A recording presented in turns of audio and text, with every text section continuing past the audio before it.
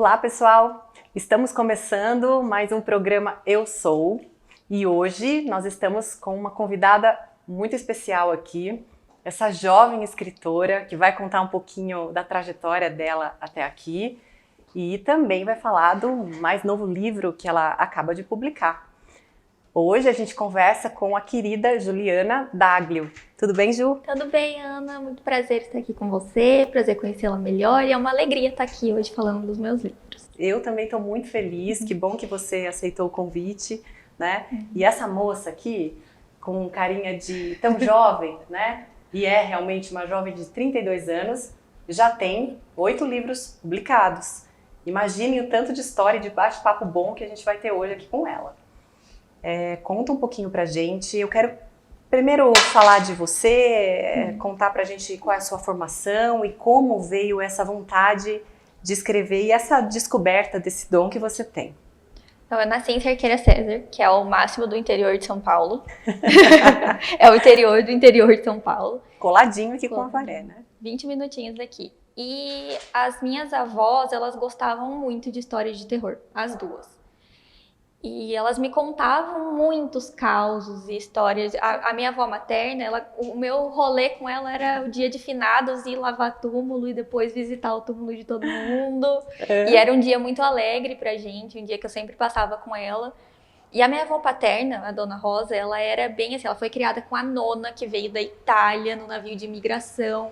Então ela trouxe todas essas lendas da Itália que vieram da nona dela e ela passou pra mim. Então ela acreditava mesmo que aquelas coisas tinham acontecido. Então eram fantasmas de bebês chorando de noite, era a loira da estrada que foi abandonada depois que não quis casar e ficava lá caçando. Que eram lendas urbanas, na verdade, urbanas. Que existem, né? Até hoje elas vão se renovando, mas Sim. Estão sempre presentes ali nas escolas dos banheiros, Sim, no porão da escola. No porão, Sim. Assustando a criançada, né? E eu amava ouvir essas histórias. Eu tinha medo, né? Não conseguia dormir depois que ela contava, mas isso me alimentou. E de uma maneira muito positiva. Minha mãe era um pouco contra, né? Minha mãe era evangélica, ela não gostava dessas histórias, achava que trazia um negócio ruim, mas me alimentou de uma maneira muito positiva. E quando eu tinha 8 anos, eu comecei a rascunhar um livro que eu queria escrever. Eu até perdi, queria ter recuperado, porque eu falei pra minha mãe, mãe, quando eu crescer eu vou ser escritora. E ela perdeu esse livro e, nossa, é uma coisa que eu sinto muito, porque eu queria ter provas de que isso aconteceu mesmo. A gente acredita em você, até pelo material que você Sim. tem até hoje. Eu imagino que isso realmente deve ter brotado de muito nova, porque você é muito nova. Sim. Né? Então, que bom que já na infância você se descobriu e Sim, já correu sabia. atrás do seu sonho. Sim. E como que foi escrever o primeiro livro? Aí no primeiro livro eu já tinha meio que deixado de lado esse sonho de ser escritora, até porque eu não sabia, né? A gente não tem uma formação no Brasil do escritor. Daí você é formada em psicologia, Eu sou formada né? em psicologia. Daí eu resolvi fazer psicologia, fui embora da minha cidade, fui morar sozinha numa cidade maior, fui pra Bauru. E eu acho que essa mudança de morar longe da minha família, de sair desse apego, eu tive a minha segunda crise de depressão. É uma coisa que vem é meio que herdado, né? Mais pessoas da minha família têm. E é um desafio que eu tenho na minha vida sempre. Eu tenho que lidar com isso constantemente. E eu comecei a fazer terapia, comecei a buscar isso. E dentro da terapia, assim, no meu segundo mês de terapia, eu contei essa história que eu contei pra você, pra minha terapeuta. E ela falou assim, Juliana, por que você não escreve sobre o que você tá passando? Começa a escrever crônicas E aí eu fui pra casa, essa ideia foi brotando, essa ideia de transformar tudo aquilo como eu vivenciava a depressão de uma maneira muito metafórica. Eu achava que era uma sombra, que eu estava sendo assombrada por uma versão minha de criança, que eu criança vinha me assombrar. Eram umas ideias muito mirabolantes e eu comecei a escrever isso em forma de ficção. Então eu criei uma personagem que era eu, mas também não era eu. Como eu sempre sonhei em tocar piano, a minha personagem era pianista. Eu nunca tive esse dom para música, então eu coloquei isso nela. Eu comecei a desenvolver essa história e buscar aprender a escrever sozinha. E fui desenvolvendo isso, levava para minha psicóloga, e isso foi parte do meu processo de cura. E no final, a depressão ela não tem cura, mas eu controlo isso através da minha escrita. Então eu sempre falo que é escrever para não enlouquecer.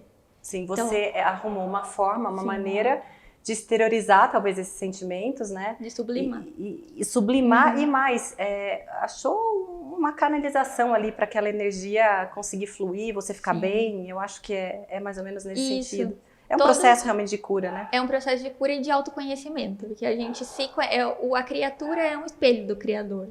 Por mais que hoje que eu me profissionalizei, que eu fiz curso, que hoje eu sou uma escritora mesmo, aprendi a fazer isso, fui atrás.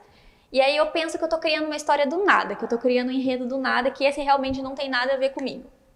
Daí eu tenho um sonho que mostra, nossa, isso tem tudo a ver, isso aqui foi um acontecimento do meu passado, era uma fantasia que eu tinha quando eu era criança. É um resgate de alguma coisa vivida ou Sim. algum desejo seu que acaba sendo transferido pro personagem. Então, esse personagem tem muita vida. Esses personagens, né, devem ter muita vida mesmo. Tem muitas camadas, são muito profundos, assim, eu tenho muito orgulho deles, porque eles têm toda a minha energia. Eu acho que escrever, a psicologia, eu gosto muito da psicologia, eu gostei de ser psicóloga pelo período de 9 anos que eu fui, mas a escrita é a minha bem-aventurança, é aquilo que eu vim para fazer. Eu acho que quando eu nasci para isso, para escrever. Então, eu acho que a minha vida não tem sentido se eu não fizer isso mesmo. E a tua família te apoiou quando você decidiu, olha, eu quero escrever, eu vou ser escritora?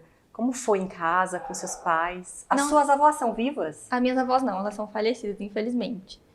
Mas a minha mãe e o meu pai, eles não deram muita bola, eles não levaram muito a sério isso, eu acho que era uma coisa boba que uma adolescente estava falando para eles. Mas quando veio o primeiro livro, bateu o orgulho neles, assim, logo de cara. No primeiro lançamento, eles organizaram tudo, eles mobilizaram muita gente pro lançamento. Então, tinha uma parte de cerqueira lá no lançamento do livro. Que legal, que bom. E aí, eles passaram a acreditar e hoje os dois me apoiam muito, meu pai e minha mãe. Que legal. E você agora mora aqui em Avaré, Moro em Avaré. né? Porque você, além de tudo, você trabalha numa editora, que é a Editora Contracorrente.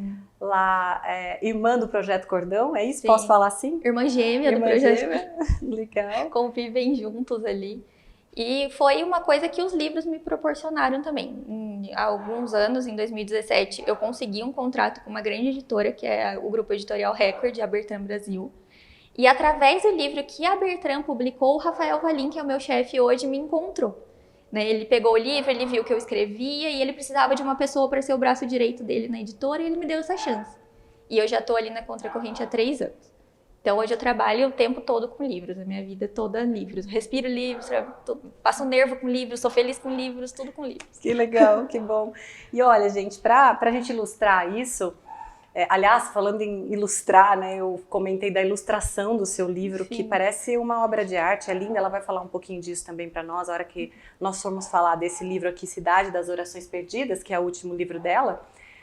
Mas vejam, a gente tem aqui essas unidades, são 6 já impressas, né? Sim. E depois você tem 2 também que estão em e-book. Eu tenho 2 romances de fantasia, que eles foram publicados exclusivamente na Amazon Kindle. Então, ele não tem livro físico, mas está disponível lá. Certo. E desses daqui tem um que é uma tetralogia. Explica pra gente, que é esse azulzinho aqui, o Lago Negro. O Lago Negro é meu suspense, é um thriller voltado para o público jovem, mas tem todos esses elementos do terror e eles são 4 volumes. Eu consegui publicar os 3 primeiros, que é o Lago Negro, Submersão e Profundezas Sombrias, através da plataforma do Catarse, que é financiamento coletivo.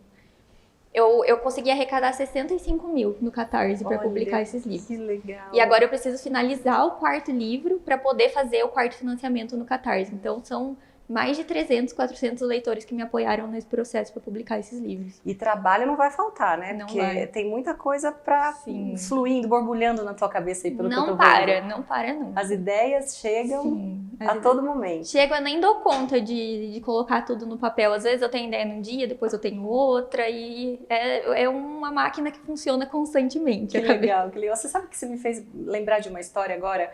Eu lendo esses dias uma biografia não, né? Uma história do Vivaldi, o compositor, né, erudito, e ele, por incrível que pareça, ele foi padre.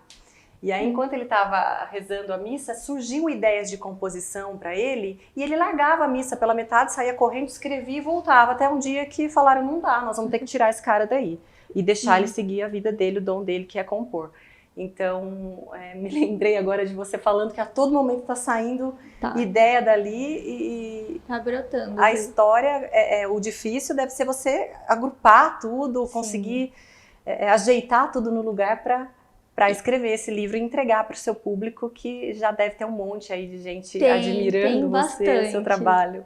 Tem, é uma conquista, né? Cada leitorzinho que eu fui conquistando ao longo desses 8 anos, 8 anos que eu publiquei meu primeiro livro, é uma conquista enorme. Hoje já tem um grupinho de pessoas aí. Que bom, que bom. Tem mais uma aqui, leitora, agora, porque ela me trouxe o livro, vai autografar aqui para mim. Eu fiquei super orgulhosa, super feliz e com certeza vai ser a minha próxima leitura.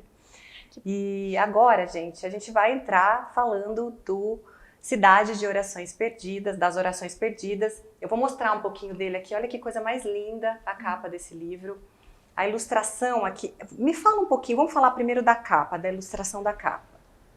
A ilustração da capa foi feita pelo artista Michael Neri. Ele compôs todo o design da capa, com o lettering do título. E ele fez focado mesmo na lenda, que é o pano de fundo, que é todo o tempero da história, que é a lenda do Homem dos Pés de Bode, que é uma das lendas que a minha avó me contava. Legal. A gente vai falar um pouco mais da história, sem dar spoiler. Sem dar spoiler. Mas a gente vai falar um pouquinho no segundo bloco. Mas agora, ó, eu quero mostrar um pouquinho das ilustrações aqui de dentro do livro também, que são lindas. Eu andei dando uma olhada, e quero mostrar, compartilhar com vocês. Essa também é do Michael. Essas ilustrações que cortam o livro, os 3 atos do livro são do Michael. E tem as internas também, né? Que são as 5 ilustrações que são Eu acho que eu vou entregar. Olha lá, gente. Que legal. Essas ilustrações, essas 5 que compõem o miolo do livro, foram feitas pelo Lucas Dallas. E ele teve que dar uma lida no livro para incorporar uma das personagens principais do livro, que é uma criancinha de 6 anos. Que é ela que faz esses desenhos, na verdade. Essa mesmo? também é do Michael. Ah, que legal. Bom, se vocês quiserem conferir mais, vão ter que comprar o livro, porque esse aqui é meu. Mas agora, gente, eu vou convidá-los a esperar o comercial, a gente vai voltar no segundo bloco, a gente vai falar um pouquinho do livro e da história dele, tá bom? Vai falar de lenda urbana e vai ouvir um pouquinho desses causos aí que a avó da Ju contava pra ela e ela ficava morrendo de medo. E o fruto disso foi, um monte de coisa boa pra gente ler aqui. A gente volta já já.